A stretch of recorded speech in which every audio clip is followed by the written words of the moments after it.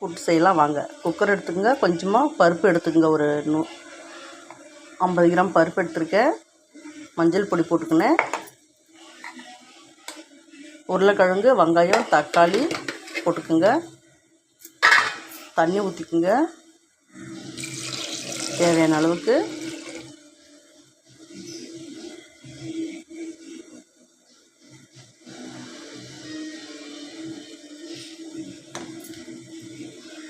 கேஸை பற்ற வச்சுக்கோங்க.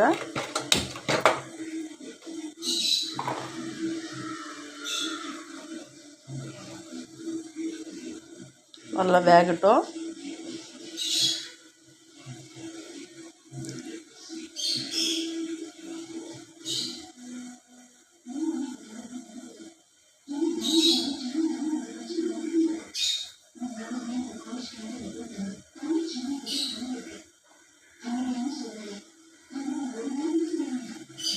குக்கர் மூடி போட்டு வச்சுருவோம்.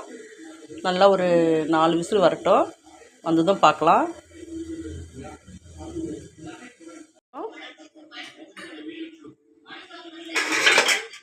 எண்ணெய் கொஞ்சம் ஊற்றிக்கோங்க.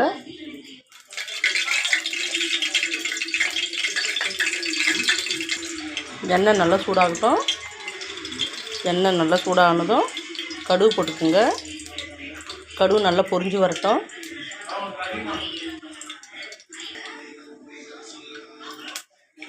கடுகு நல்லா பொரிஞ்சு வரட்டும்.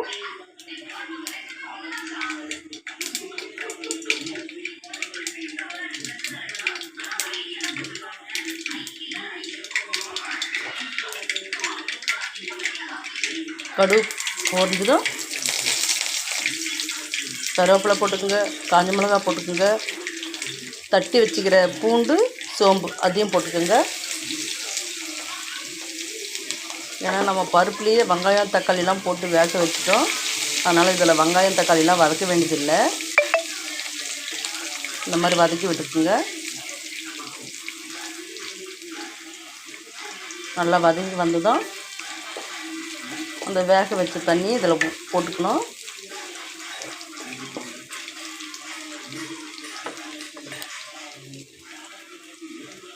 நல்லா சவுந்து வரட்டும். இந்த மாதிரி வேக வச்சுருக்க பருப்பு தண்ணி இதில் ஊற்றிக்கணும்.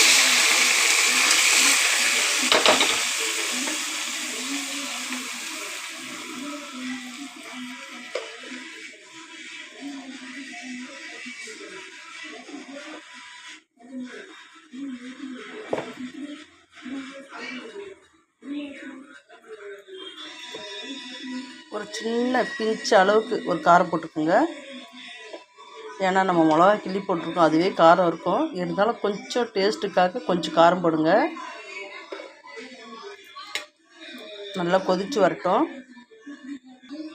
உப்பு போட்டுக்கலாம். உப்பு போடும்போது கொஞ்சம் பார்த்து போட்டுக்கோங்க. ஏன்னா அப்பளத்தில் வந்து உப்பு இருக்கும். அப்புறம் உப்பு அதிகமாகிடுச்சுன்னா நல்லா இருக்காது. நல்லா இது கொதித்து வரட்டும். அதில் உருளைக்கிழங்கு போட்டுக்கலாம்.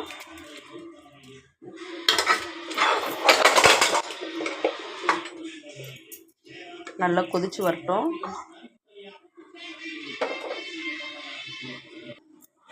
தட்டை போட்டு மூடிடலாம்.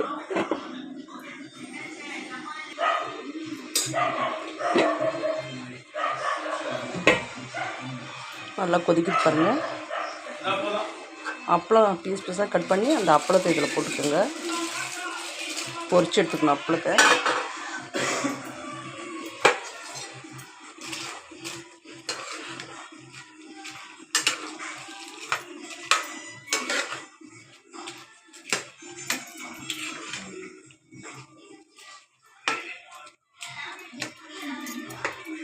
அவ்வளோதாங்க, அப்பளம் கூட்டு ரெடி. சப்ஸ்கிரைப் பண்ணுங்கள், லைக் பண்ணுங்கள், பெல் பட்டனை கிளிக் பண்ணுங்கள்.